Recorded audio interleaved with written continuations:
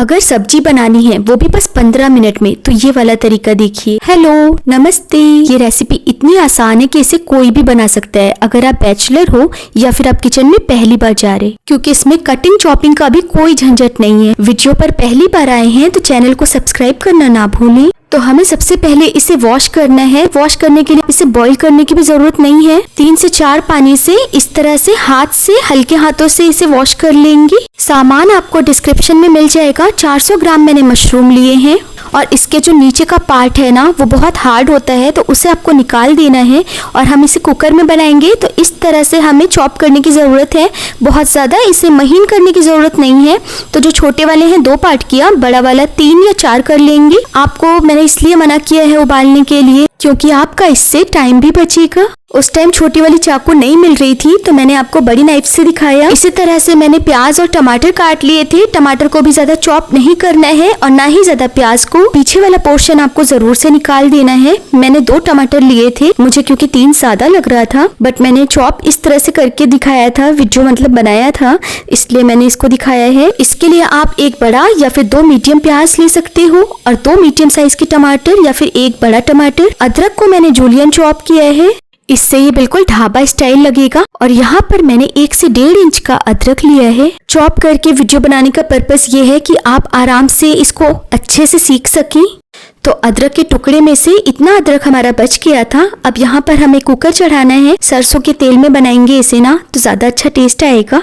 अब इसमें खड़े मसाले डाल दिए, जिसमें मैंने जीरा, बड़ी इलायची और छोटी 1 इलायची लिया है, सूखे 2 लाल मिर्च लिए हैं, लहसुन और प्याज डाल दिया है। और लहसुन को भी ज्यादा बारीक करने की जरूरत नहीं है। और 1 गांठ लहसुन लिया था मैंने। इसके लिए मैंने 3 बड़े चम्मच सरसों का तेल लिया था, ज्यादा लग रहा था तो मैंने निकाल लिया था इसे बीच में।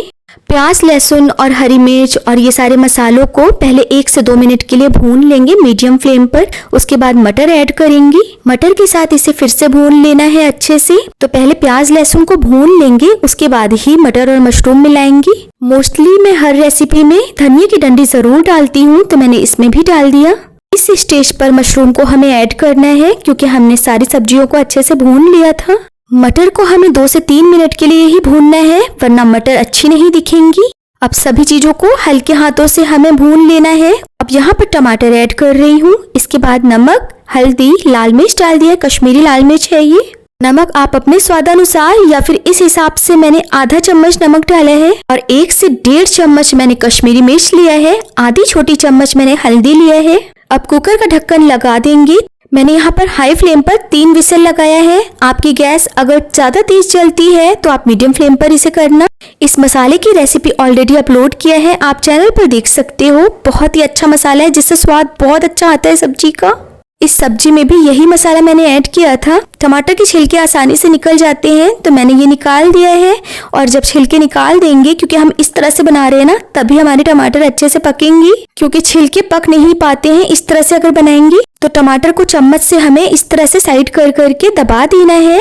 यहाँ पर आप देख सकते हैं कि प्याज और टमाटर अच्छे से हमारा पक चुका है। तो मशरूम मिलाने के बाद इसमें सीटी लग चुकी थी, तो इसलिए मैंने ज्यादा नहीं भूना है, बस पानी को थोड़ा सा पकाया है लो मीडियम फ्लेम पर, क्योंकि लो फ्लेम पर ही आपको इसको पकाना है। अगर आप पानी नहीं डालते हैं इस तरह से सब्जी अगर आपको अच्छी लगती है। अच्छा, आपने एक चीज जरूर नोटिस की होगी कि मैंने इस रेसिपी में पानी नहीं डाला है। अच्छा, ये साइड में मैं मेथी को भून रही हूँ। मेथी को ज्यादा रोस्ट नहीं करना है। मेथी यानी कि कसूरी मेथी, 1 छोटा चम्मच धनिया पाउडर का और 1 चम्मच यही मसाला जो मैंने तैयार किया था इसे डाल दिया। अब मेथी को हाथ से क्रश करके मैं डाल रही हूँ। 1 से 2 मिनट के लिए बस इसे भूनेंगे तवे पर धीमी आंच पर। तो अगर आपको ग्रेवी वाला चाहिए तो आप इसमें पानी डाल सकते हैं और इस हिसाब से आप रसीली बना सकते हैं इसे। और तवे पर यानी कि लोहे की चीज पर, तो आप किसी भी लोहे के बर्तन में इसे भूनेंगे तो अच्छा टेस्ट आएगा।